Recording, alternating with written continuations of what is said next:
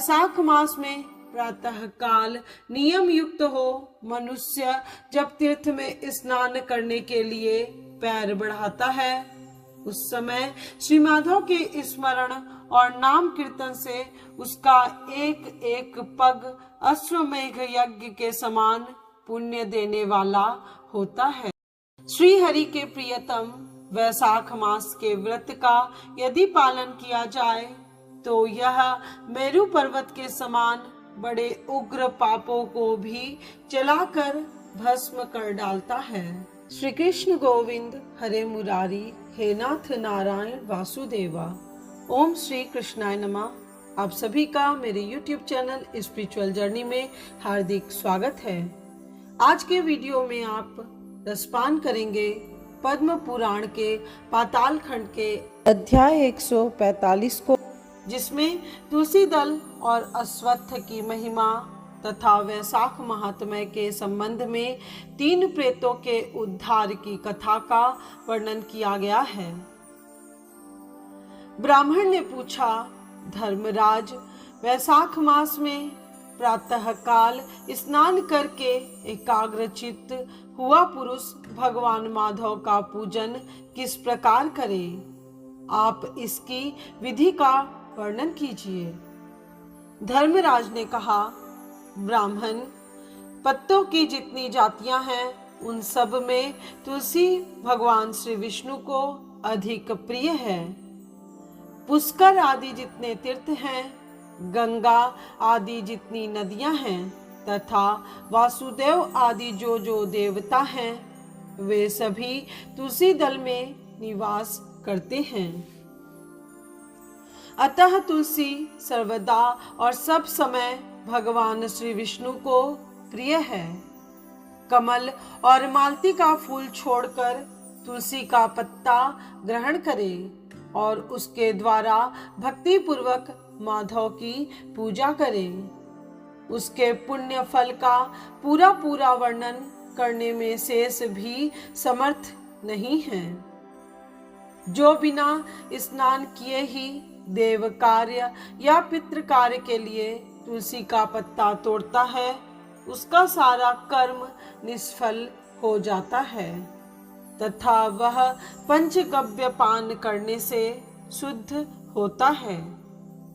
जैसे हर्रे बहुतेरे रोगों को तत्काल हर लेती है, उसी प्रकार तुलसी दरिद्रता और दुख भोग आदि से संबंध रखने वाले अधिक से अधिक पापों को भी शीघ्र ही दूर कर देती है।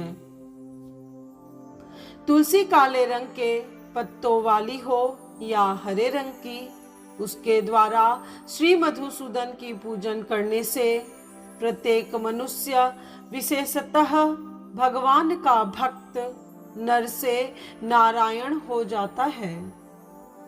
जो पूरे वैशाख भर तीनों संध्याओं के समय तुलसी दल से मधुहंता श्री हरि का पूजन करता है, उसका पुनः इस संसार में जन्म नहीं होता। फूल और पत्तों के न मिलने पर अन्न आदि के द्वारा धान, गेहूं, चावल अथवा जौ के द्वारा भी सदा श्री हरि का पूजन करे। तत्पश्चात सर्वदेवमय भगवान विष्णु की प्रदक्षिणा करे। इसके बाद देवताओं, मनुष्यों, पितरों तथा चराचर जगत का तर्पण करना चाहिए।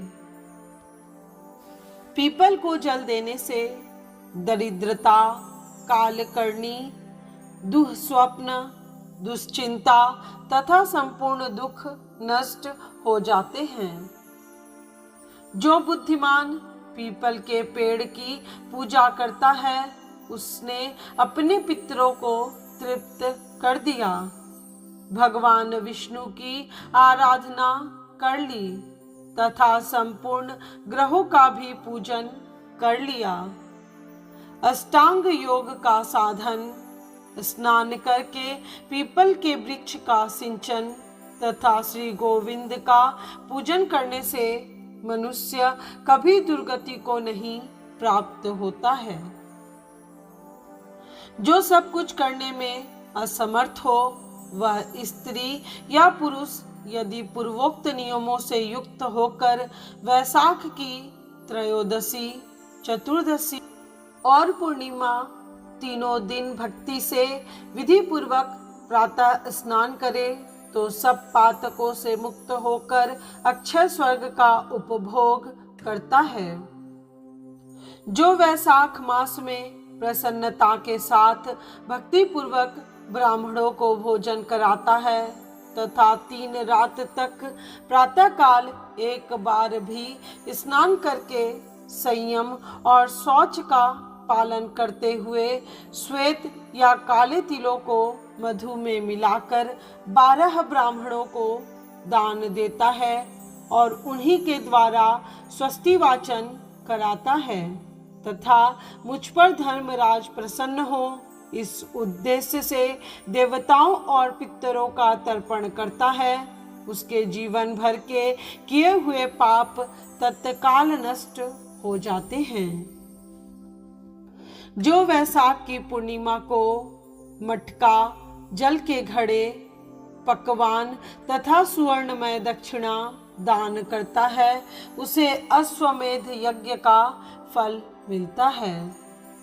इस विषय में एक प्राचीन इतिहास कहा जाता है जिसमें एक ब्राह्मण का महान वन के भीतर प्रेतों के साथ संवाद हुआ था। मध्य देश में एक धन शर्मा नामक ब्राह्मण रहता था। उसमें पाप का लेस मात्र भी नहीं था। एक दिन वह कुश आदि के लिए वन में गया। वहां उसने एक अद्भुत बात देखी। उसे 3 महाप्रेत दिखाई दिए जो बड़े ही दुष्ट और भयंकर थे। धन शर्मा उन्हें देखकर डर गया। उन प्रेतों के केस ऊपर को उठे हुए थे, लाल लाल आंखें, काले काले दांत और सूखा हुआ उनका पेट था। धन शर्मा ने पूछा, तुम लोग कौन हो? यह नारकी अवस्था तुम्हें कैसे प्राप्त हुई? मैं भय से आतुर और दुखी हूँ, दया का पात्र हूँ, मेरी रक्षा करो। मैं भगवान विष्णु का दास हूँ। मेरी रक्षा करने से भगवान तुम लोगों का भी कल्याण करेंगे। भगवान विष्णु ब्राह्मणों के हितैषी हैं। मुझ पर दया करने से वे तुम्हारे ऊपर संतुष्ट होंगे। श्री विष्णु का 80 के पुष्प के समान श्याम वर्ण है। वे पीतांबरधारी हैं। उनका नाम श्रवण करने मात्र से सब पापों का क्षय हो जाता है। भगवान आदि और अंत से रहित शंख, चक्र एवं गदा धारण करने वाले, अविनाशी कमल के समान नेत्रों वाले तथा प्रेतों को मोक्ष प्रदान करने वाले हैं। यमराज कहते हैं, ब्राह्मण भगवान विष्णु का नाम सुनने मात्र से वे पिशाच संतुष्ट हो गए। उनका भाव पवित्र हो गया। वे दया और उदारता के वशीभूत हो गए। ब्राह्मण के कहे हुए वचन से उन्हें बड़ी प्रसन्नता हुई थी। उसके पूछने पर वे प्रेत इस प्रकार बोले। प्रेतों ने कहा, विप्र, तुम्हारे दर्शन मात्र से तथा भगवान श्री हरि का नाम सुनने से हम इस समय दूसरे ही भाव को प्राप्त हो गए। हमारा भाव बदल गया। हम दयालु हो गए।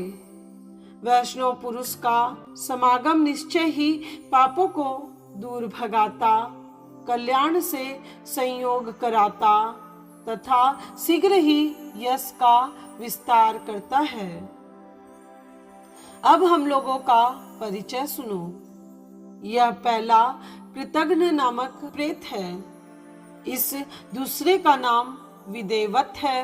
तथा तीसरा मैं हूँ। मेरा नाम अवेसाक है।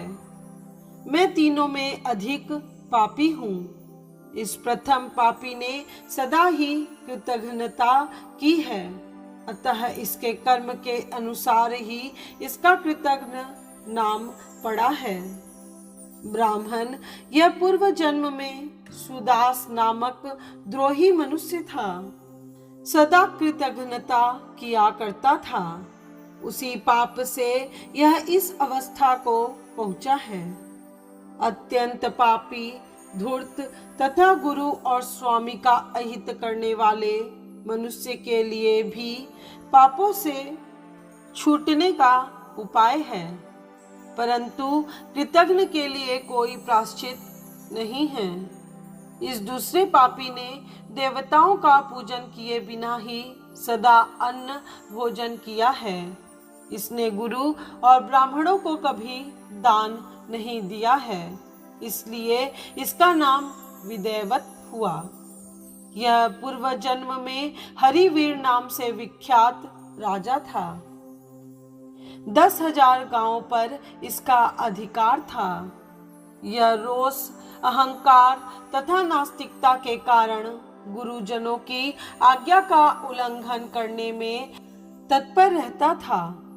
प्रतिदिन 5 महायज्ञों का अनुष्ठान किए बिना ही खाता और ब्राह्मणों की निंदा किया करता था। उसी पाप कर्म के कारण यह बड़े बड़े नरकों का कष्ट भोग कर इस समय विदेवत नामक प्रेत हुआ है। अवेसाख नामक तीसरा प्रेत मैं हूँ। मैं पूर्व जन्म में ब्राह्मण था। मध्य देश में मेरा जन्म हुआ था। मेरा नाम भी गौतम था और गोत्र भी। मैं वासपुर गांव में निवास करता था। मैंने वैशाख मास में भगवान माधव की प्रसन्नता के उद्देश्य से कभी स्नान नहीं किया, दान और हवन भी नहीं किया। विशेषतः वैशाख मास से संबंध रखने वाला कोई कर्म नहीं किया। वैशाख में भगवान मधुसूदन का पूजन नहीं किया तथा विद्वान पुरुषों को दान आदि से संतुष्ट नहीं किया। वैशाख मास की एक भी पूर्णिमा को, जो पुण्य फल प्रदान करने वाली है, मैंने स्नान, दान, शुभ कर्म, पूजा तथा पुण्य के द्वारा उसके व्रत का पालन नहीं किया। इससे मेरा सारा वैदिक कर्म निष्फल हो गया।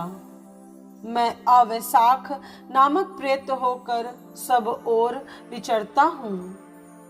हम तीनों के प्रेत योनि में पड़ने का जो कारण है वह सब मैंने तुम्हें बता दिया। अब तुम हम लोगों का पाप से उद्धार करो, क्योंकि तुम विप्र हो। ब्राह्मण, पुण्यात्मा, साधु पुरुष तीर्थों से भी बढ़कर है। वे शरण में आए हुए महान पापियों को भी नरक से तार देते हैं। जो मनुष्य सदा गंगा आदि संपूर्ण तीर्थों में स्नान करता है तथा जो केवल साधु पुरुषों का संग करता है, उनमें साधु संग करने वाला पुरुष ही श्रेष्ठ है। अतः तुम मेरा उद्धार करो।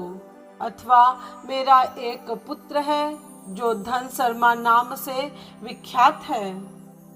स्वामिन, तुम उसी के पास जाकर ये सब बातें समझाओ। हमारे लिए इतना परिश्रम करो। जो दूसरों का कार्य उपस्थित होने पर उसके लिए उद्योग करता है, उसे उसका पूरा फल मिलता है। वह यज्ञ, दान और शुभ कर्मों से भी अधिक फल का भागी होता है। यमराज कहते हैं, ब्राह्मण, उस प्रेत का वचन सुनकर धन शर्मा को बड़ा दुख हुआ। उसने यह जान लिया कि ये मेरे पिता हैं, जो नरक में पड़े हुए हैं। तब वह सर्वथा अपनी निंदा करते हुए बोला। धन शर्मा ने कहा, स्वामिन, मैं ही गौतम का आपका पुत्र धन शर्मा हूँ। मैं आपके किसी काम न आया। मेरा जन्म निरर्थक है। जो पुत्र आलस्य छोड़कर अपने पिता का उद्धार नहीं करता, वह अपने को पवित्र नहीं कर पाता। जो इस लोक और परलोक में भी सुख का संतान विस्तार कर सके, वही संतान या तनय माना गया है। इस लोक में धर्म की दृष्टि से पुरुष के दो ही गुरु हैं, पिता और माता। इनमें भी पिता ही श्रेष्ठ है, क्योंकि सर्वत्र बीज की ही प्रधानता देखी जाती है। पिताजी, क्या करूं, कहाँ जाऊं, कैसे आपकी गति होगी? मैं धर्म का तत्व नहीं जानता, केवल आपकी आज्ञा का पालन करूंगा। प्रेत बोला, बेटा, घर जाओ और यमुना में विधि पूर्वक स्नान करो। आज से 5वें दिन वैसाख की पूर्णिमा आने वाली है, जो सब प्रकार की उत्तम गति प्रदान करने वाली तथा देवता और पितरों के पूजन के लिए उपयुक्त है। उस दिन पितरों के निमित्त भक्ति पूर्वक तिल मिश्रित जल का घड़ा, अन्न और फल दान करना चाहिए। उस दिन जो श्राद्ध किया जाता है, वह पितरों को 1000 वर्षों तक आनंद प्रदान करने वाला होता है। जो वैसाख की पूर्णिमा को विधि पूर्वक स्नान करके 10 ब्राह्मणों को खीर भोजन कराता है, वह सब पापों से मुक्त हो जाता है। जो धर्मराज की प्रसन्नता के लिए जल से भरे हुए 7 घड़े दान करता है, वह अपनी 7 पीढ़ियों को तार देता है। त्रयोदशी, चतुर्दशी तथा पूर्णिमा को भक्ति परायण होकर स्नान, जप, दान, होम और श्री माधव का पूजन करो, और उससे जो फल हो वह हम लोगों को समर्पित कर दो। ये दोनों प्रेत भी मेरे परिचित हो गए हैं, अतः इनको इसी अवस्था में छोड़कर मैं स्वर्ग में नहीं जा सकता। इन दोनों के पाप का भी अंत अब आ गया है। यमराज कहते हैं, ब्राह्मण, बहुत अच्छा कहकर वह श्रेष्ठ ब्राह्मण अपने घर गया और वहां जाकर उसने सब कुछ उसी तरह किया। वह प्रसन्नता पूर्वक परम भक्ति के साथ वैसाख स्नान और दान करने लगा। वैसाख की पूर्णिमा आने पर उसने आनंद पूर्वक भक्ति से स्नान किया और बहुत से दान करके उन सबको पृथक पृथक पुण्य प्रदान किया। उस पवित्र दान के संयोग से वे सब आनंद मग्न हो विमान पर बैठकर तत्क्षण ही स्वर्ग को चले गए। ब्राह्मणों में श्रेष्ठ धन शर्मा भी श्रुति, स्मृति और पुराणों का ज्ञाता था। वह चिरकाल तक उत्तम भोग भोग कर अंत में ब्रह्मलोक को प्राप्त हुआ। अतः यह वैसाख की पूर्णिमा परम पुण्यमयी और समस्त विश्व को पवित्र करने वाली है। इसका महात्म्य बहुत बड़ा है, अतएव मैंने संक्षेप से तुम्हें इसका महत्व बतला दिया है। जो वैसाख मास में प्रातः काल स्नान करके नियमों के पालन से विशुद्ध चित्त हो भगवान मधुसूदन की पूजा करता है, वे ही पुरुष धन्य हैं, वे ही पुण्यात्मा हैं तथा वे ही संसार में पुरुषार्थ के भागी हैं। जो मनुष्य वैशाख मास में सवेरे स्नान करके संपूर्ण यम नियमों से युक्त हो भगवान लक्ष्मीपति की आराधना करता है, वह निश्चय ही अपने पापों का नाश कर डालता है। जो प्रातः काल उठकर श्री विष्णु की पूजा के लिए गंगा जी के जल में डुबकी लगाता है, उन्हीं पुरुषों ने समय का सदुपयोग किया है। वे ही मनुष्यों में धन्य तथा पाप रहित हैं। वैशाख मास में प्रातः काल नियम युक्त हो मनुष्य जब तीर्थ में स्नान करने के लिए पैर बढ़ाता है, उस समय श्री माधव के स्मरण और नाम कीर्तन से उसका एक एक पग अश्वमेघ यज्ञ के समान पुण्य देने वाला होता है। श्री हरि के प्रियतम वैशाख मास के व्रत का यदि पालन किया जाए तो यह मेरु पर्वत के समान बड़े उग्र पापों को भी जलाकर भस्म कर डालता है। विप्रवर, तुम पर अनुग्रह होने के कारण मैंने यह प्रसंग संक्षेप से तुम्हें बता दिया है। जो मेरे कहे हुए इस इतिहास को भक्ति पूर्वक सुनेगा वह भी सब पापों से मुक्त हो जाएगा तथा उसे मेरे लोक यमलोक नहीं आना पड़ेगा। वैशाख मास के व्रत का विधि पूर्वक पालन करने से अनेकों बार के किए हुए ब्रह्म हत्यादि पाप भी नष्ट हो जाते हैं। यह निश्चित बात है। वह पुरुष अपने 30 पीढ़ी पहले के पूर्वजों और 30 पीढ़ी बाद की संतानों को भी तार देता है, क्योंकि अनायास ही नाना प्रकार के कर्म करने वाले भगवान श्री हरि को वैशाख मास बहुत ही प्रिय है। अतएव वह सब मासों में श्रेष्ठ है। आज की कथा में बस इतना ही। इसके बाद क्या हुआ यह जानने के लिए कृपया आप पद्म पुराण के पाताल खंड के अध्याय 146 को अवश्य सुनिएगा, जिसमें वैशाख महात्म्य के प्रसंग में राजा महिरथ की कथा और यम ब्राह्मण संवाद का उपसंहार का वर्णन किया गया है। आज का वीडियो आपको पसंद आया हो तो वीडियो को लाइक करें और सभी सगे संबंधियों और रिश्तेदारों के साथ शेयर करें। साथ ही चैनल को सब्सक्राइब करके बेल आइकन को प्रेस करना मत भूलिएगा, जिससे इस चैनल पर अपलोड होने वाले सभी वीडियोस की नोटिफिकेशन आपको समय पर मिल सके।